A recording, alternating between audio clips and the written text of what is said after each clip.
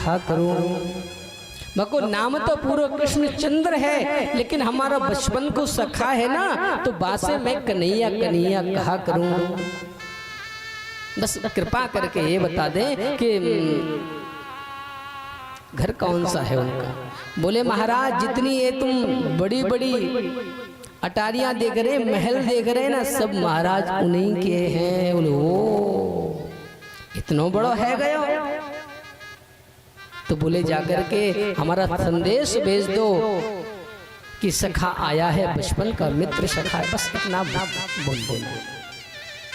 शायद याद, पता नहीं याद होगा कि नहीं होगा, पता नहीं, भूल तो नहीं गया होगा, लेकिन भगवान भूलते नहीं। भगवान भूलते नहीं है। हम क्या, हम भूल जाते हैं। हमको जब पद प्रतिष्ठा पैसा मिल जाता है ना, तो भूल जाते हैं सबको भूल जाते हैं। जब पैसा आने लगता है तो बड़े बन जाते हैं, छोटों को भूल जाते हैं, लेकिन भगवान भूलते नहीं। भगवान जब एक बार हाथ पकड़ते हैं तो जीवन भर निभाते हैं, जीवन भर निभाते हैं। लेकिन संसार वाले जब हाथ पकड़ते हैं तो कब तक निभाते हैं? जब तक उनका काम चलता रहेगा, स्वार्थ सिद्ध होता रहेगा, तब तक ही हाथ पकड़ेंगे। और स्वार्थ सिद्ध हुआ कि वहां से 9 2 11 हो गए। तो इसलिए भगवान जब हाथ पकड़ते हैं तो फिर जिंदगी में कभी छोड़ते नहीं। भगवान का स्वरूप है।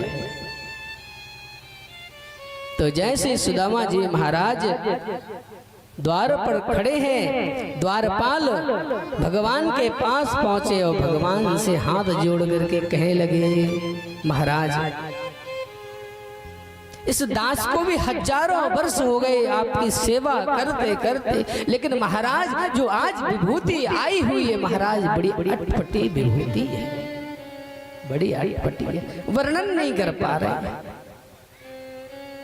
भगवान ने कहा अरे बताओ तो सही, ऐसा कौन आया है?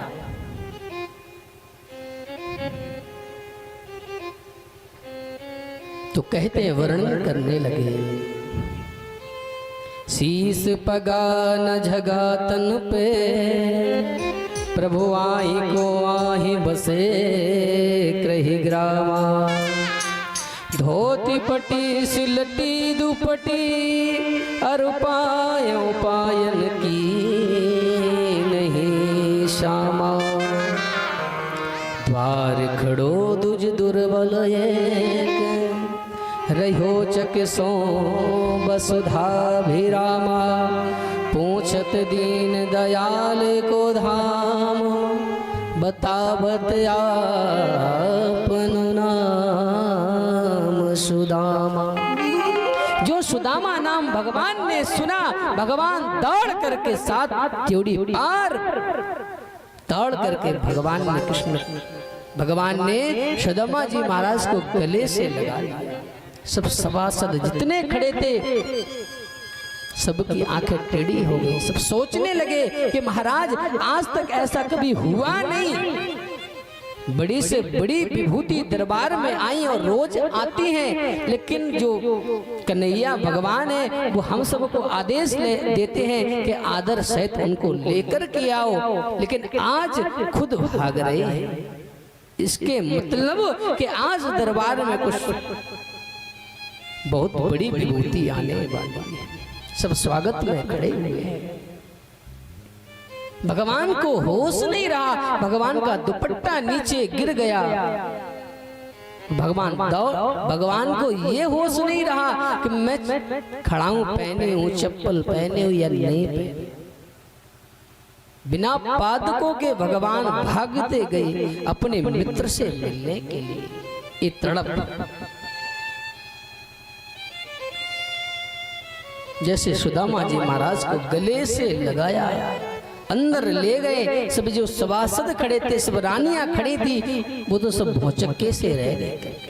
सोचने लगी कि इस दीनहीन के लिए भगवान भागते गए, जिसके शरीर पर केवल वस्त्र के नाम पे केवल धोती, और वो भी फटी हुई धोती, केवल एक वस्त्र, सर पर पगड़ी नहीं, पैरों में ज्योति नहीं।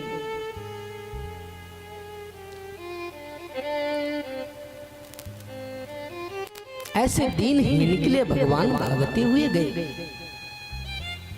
और अचंभे में तो तब पड़ गए तब सुदामा जी महाराज को अपने सिंहासन पर बिठा दिया। भगवान नीचे बैठे। अचंभे में तो तब पड़ गए महाराज, तब भगवान आज नीचे बैठे और अपने भक्त को सिंहासन पर बिठा दिया। अरे भक्त बनकर तो देखो, भगवान सब कुछ करने के लिए तैयार हो जाते हैं। भक्त बनकर तो देखो, भगवान तो यहाँ तक पुत्र भी बन जाते हैं, भगवान मित्र भी बन जाते हैं। जो भगवान को बनाओ, भगवान वो बनने के लिए तैयार होते हैं। आज सुदामा जी महाराज सिंहासन पर बैठे हुए हैं और भगवान उनके चरणों में बैठे हैं। अब तो रुक्मिणी महारानी फटी फटी आंखों से देखने लगे, अब अद्भुत देखिए, इसने कौन से पुण्य किए हैं कि आज हमारे स्वामी इनके चरणों में बैठे हुए हैं और ये सिंहासन पर बैठा हुआ है। कुछ न कुछ पुण्य तो किए होंगे इसने। किम अनेन कृतं पुण्यम अवधूतेन भिक्षुणा श्रियाहीनेन लोकेस्मिन् गर्हितेन धनेन च। इस अवधूत ने कौन से शुभ कर्म किए हैं जो आज हमारे पतिदेव तीनों लोकों के स्वामी आज पैर दबा रहे हैं। इसने कौन से शुभ कर्म किए हैं?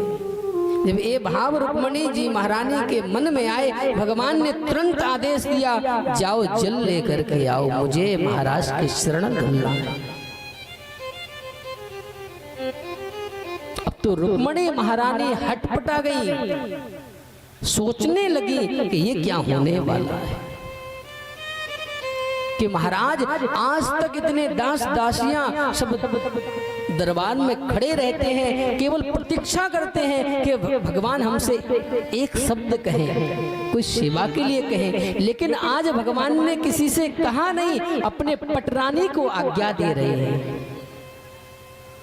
खुद पटरानी को आज्ञा दी कि तुम खुद जाओ और मुझे अपने मित्र के, अपने प्रभु के चरणों को धोना है, तुम शीघ्र जाओ और जल लेकर के आओ। तभी समझ गई कि जय हो प्रभु, तुम्हारी लीला तो परम्पार है। क्या कहना, समझ गई, कुछ कहा नहीं कि जब तक रुक्मिणी जी पानी लेकर के आती कि तब तक महाराज भगवान के आंखों से गंगा यमुना निकल पड़ी। भगवान ने अपने गोद में सुदामा जी महाराज के पैर रखे, पैरों में फफोले, जो देखे रो पड़े भगवान के। वाह मित्र, ये तुम्हारी क्या दुर्दशा है।